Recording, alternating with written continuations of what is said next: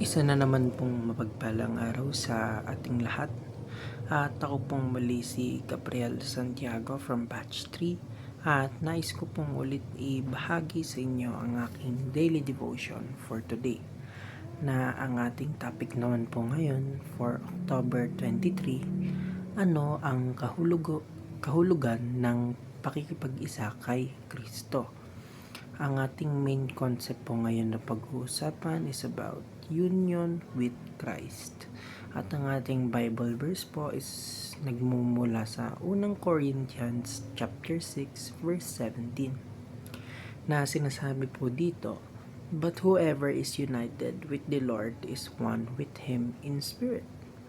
So, ang ganda po ng verse na to dahil ipinapaalaala nito na kapag tayo ay nasa Panginoon, hindi lang tayo basta tagasunod niya, kundi tayo ay nakaisa na sa Kanya sa Espiritu.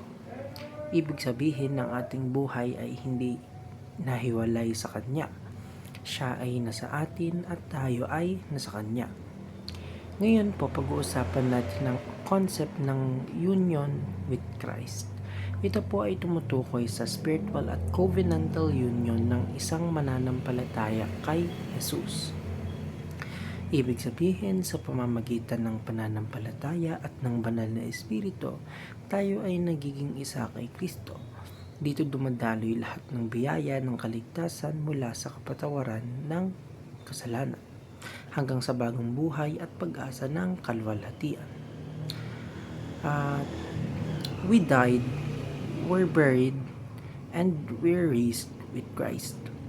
So, ibig sabihin, noong tinanggap natin si Jesus bilang Panginoon at tagapagligtas, ang ating dating pagkatao ay namatay kasama niya sa krus. Ang ating mga kasalanan ay inilibing at tayo ngayon ay muling nabuhay sa bagong buhay. Hindi na tayo alipin ng kasalanan kundi malaya na. Dahil si Kristo po mismo ang nagbibigay sa atin ng bagong simula in our daily lives. And we are recipients of all God's blessings. So dahil tayo ay nakipag-isa kay Kristo, lahat ng pagpapala ng Diyos ay abot kamay na natin. Hindi lang material na biyaya, kundi higit sa lahat ang mga spiritual na pagpapala gaya ng kapayapaan, pag-ibig, kaligtasan at kagalakan sa kabila ng pagsubok.